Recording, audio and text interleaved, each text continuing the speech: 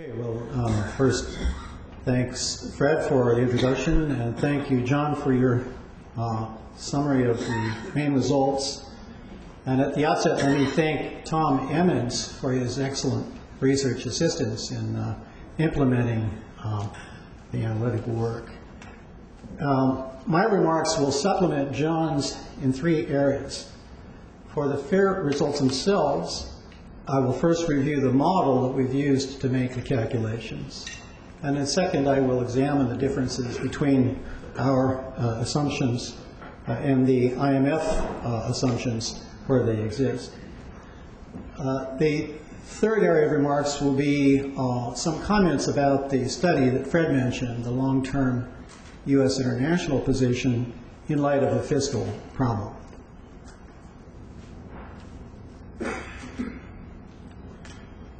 The model that we use was published last year as an Institute working paper, and there will be a stack of them on the table as you go out if you would like to pursue the details. The model calculates a set of consistent exchange rates that will generate a target set of current account surpluses and deficits. The first building block of the model is a parameter that shows the trade impact and change of current account as a percent of GDP for a 1% rise in the real effective exchange rate. That parameter, where E in the reference there is the effective exchange rate, that parameter depends on the price elasticity of exports and how open the economy is. And that impact parameter can be as high as a half. So 1% effective appreciation causes a 0.5% of GDP change in current account for a highly open economy. For the United States, that impact parameter is 0.16, so that a 10% rise in the effective rate of the dollar causes a 1.6% of GDP deterioration in the current account after a 2-year lag. And for China, the parameter is 0.3, so it's a higher impact. 10% effective appreciation would cut the current account surplus by 3% of GDP for China.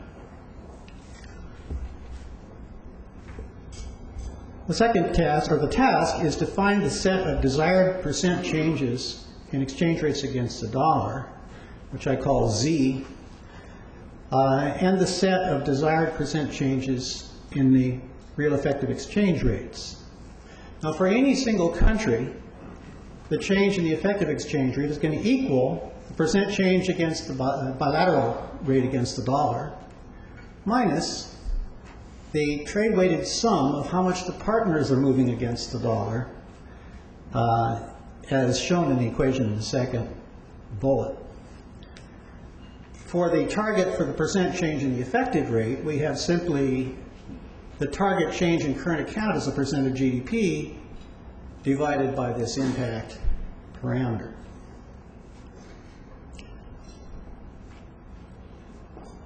So the objective then is to solve for a set of exchange rates for 34 exchange rate changes for the 34 major countries we're looking at. We treat and the rest of the world as a residual. And it turns out that the way you solve this kind of a problem is to use a matrix inversion solution. There's basically a set of 35 equations that all have to be solved at the same time. Now, in matrix form, what we have here is a vector of percent changes in effective exchange rates, this capital E. And that's going to be equal to the vector of percent changes in bilateral exchange rates against the dollar, this capital Z, multiplied by a matrix that equals the so-called identity matrix, which is a matrix with ones along the diagonal and zeros everywhere else, minus this matrix of trade weight shares at capital W. So that's a capital I minus capital W. Now, in normal algebra, if you want to solve for something, you divide everything else out on the equation and leave it standing alone and see what happens on the other side of the equation. Do the same thing in this case, so that the vector of bilateral changes, exchange rates against the dollar, winds up equaling the inverse of this I minus W matrix, which is the equivalent of dividing in matrix algebra, multiplied by the vector of target changes in the effective exchange rates. I call this a symmetric matrix inversion method because it's symmetric in the sense that it treats the United States equally with all the other countries. In earlier versions, I had said, well, the target for the U.S. has to be met exactly, and so the approximation has to be less precise for the other countries. Let me then turn to the second subject, which is the differences from the Ims baseline. We did take the WEO forecast of 2012 current accounts for all countries except for the United States. For the U.S., we applied the current account model that I used in my 2005 book on the United States as a debtor nation, which I've continued to update. Now that model yields a current account deficit of 5.5% of GDP for the United States in 2012, rather than 3% projected by the fund. And there's two reasons for the difference. First, the rise in the strength of the dollar to March 2009 means that using the March level as a benchmark causes a significant deterioration down the road in the U.S. current account. And we don't think that the fund has adequately taken that into account. Here you see the Federal Reserve's real broad index of the dollar. And what you see is two surges from the safe haven effect. The first surge is in October, after Lehman Brothers, AIG, the congressional defeat of the TARP the first time around, and the other nightmares that we all would just as soon forget. There was a second surge in February and early March, about the time of the peak of anxiety about the banks. Indeed, the dollar peak was exactly on the same day as the trough of the stock market, March 9th. Since the March average, it turns out, the real effective exchange rate of the dollar by this measure has eased by about 4%. And for our particular countries and weights, the decline has been modestly larger. So pipeline effects of the strong dollar, one reason for a difference. Second reason for a difference is that the fund projects oil prices at only about $65 in 2012. Well, it's higher than that now, and what we used was the Energy Information Agency projections, which put it at about $85 in 2012. Now this chart shows on the left side, left scale, the difference between our oil price and the fund's oil price. And on the right scale, in the bottom two lines, the difference between our path of the current account, baseline current account, and the fund's baseline for the current account. We also worry that the WEO, as John was suggesting, may not have fully accounted for pipeline effects of strong dollar in the March baseline. Now, China is a case in point. The WEO has Chinese current account surplus flat at 10% of GDP through 2012. Well, the renminbi rode the dollar, the renminbi was appreciating against the dollar in early 2008, and later in the year it stopped appreciating, but it didn't collapse against the dollar at a period when the countries in the neighborhood did have collapses. And by our measure, by March, the real effective rate of the renminbi was 14% higher than a year earlier. Well, if you simply applied the 14% to our 0.3 parameter, that would cut 4% of GDP off of China's expected surplus a couple of years down the road. So we worry a bit that the 10% fund projection and therefore our large correction to meet our target may overstate the need for renminbi appreciation because it may overstate the future current account deficit. Finally, let me turn to the monograph that's in your packet, the long-term international economic position of the United States. These were papers prepared for a Peterson Foundation conference, and my paper for that conference examined the implications for the external accounts if the United States fiscal deficit remains on its current path toward a steady deficit of 10% of GDP by 2030, according to the long-term projections of the CBO made before, even before the crisis. That's basically caused by a 4% of GDP increase in what we spend on Medicare and Medicaid, and a 2% of GDP increase in what we spend on Social Security.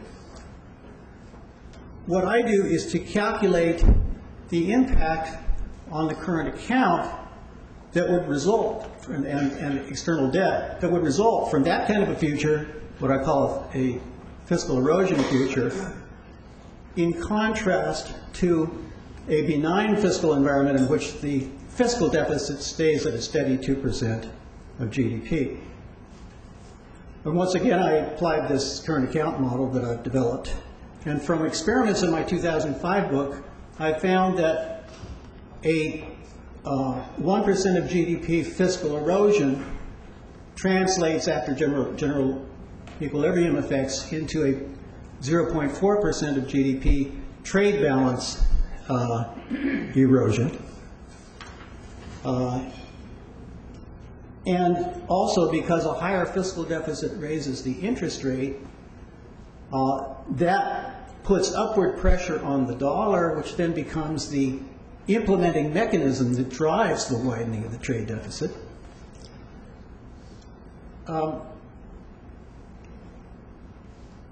And with the rising interest rates aggravating the capital services deficit, and with the rising dollar having valuation effects that are unfavorable on net international investment position because those European assets are no longer worth as much in dollars, what you get is a rather surprising ballooning of the capital services deficit by about 6 percentage points of GDP by 2030 if you do have a 10% of GDP fiscal deficit instead of a 2% of GDP deficit. And that then means that you've got a big effect on the capital services side that adds to the impact on the trade side.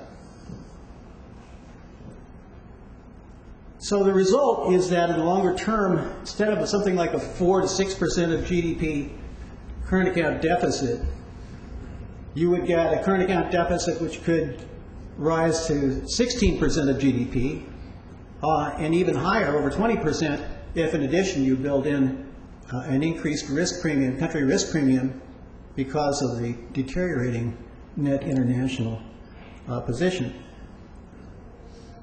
Corresponding NIIP path, even in benign baseline, gets up to an uncomfortably high 70% of GDP by 2030.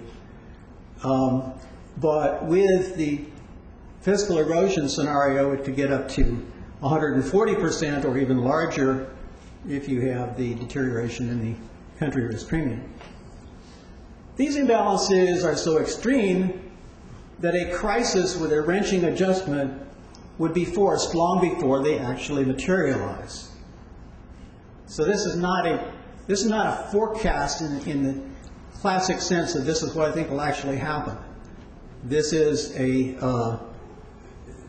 showing what would be the consequence of failure to adjust fiscally, and by implication, suggesting that there are high stakes in achieving long-term fiscal adjustment, not only for domestic reasons, but also from the standpoint of avoiding extreme vulnerability of the U.S. Economic position internationally. Finally, let me add a thought or two about why FEERs is particularly important to think about at this time. whatever one thought about the importance of moderating external imbalances a year or two ago, one's concern about the imbalances should be greater today. I am not one of those who believes that the primary cause of the financial crisis was a savings glut in Asia, or China's surplus. Those surpluses did not force the quants, as they're called, to assume a Gaussian distribution when they built the models for the asset-backed securities. It did not force the rating agencies to overrate the mortgage-backed securities. It did not force AIG to take a one-sided bet on collateralized debt swaps. It didn't force Lehman and others to have leverage ratios of 30 to 1. And by the same token, I'm not quite as nervous as John that in the next couple of years or so we will be back into a horrendous rerun of the financial crisis if these imbalances don't quickly move toward our fears. That being said, the system is far more fragile today than we thought it was a couple of years ago. And large external imbalances can only aggravate rather than moderate the fragility of the financial system. One sign of that fragility is Chinese nervousness about holding ever-increasing amounts of treasury paper. Of course, there's a simple way they could solve that. But also I think one should think about the historical experience of competitive devaluation in the interwar period and the conflicts that led to, and in fact the consequence of a Bretton Woods fixed exchange rate regime that came out of that. These are illustrations, I think, of the heightened vulnerability to imbalances. So it seems to me that a meaningful pursuit of reduction of international imbalances and corrective movement in exchange rates, which has been on the international agenda for a couple of years now at least, needs to be moved into a higher gear. For some time, the IMF has had the mandate to pursue multilateral surveillance, and it seems to me that is even more important now. So it's in this context that John and I hope that this round of FEERs will provide a useful input into international policy efforts toward reducing imbalances.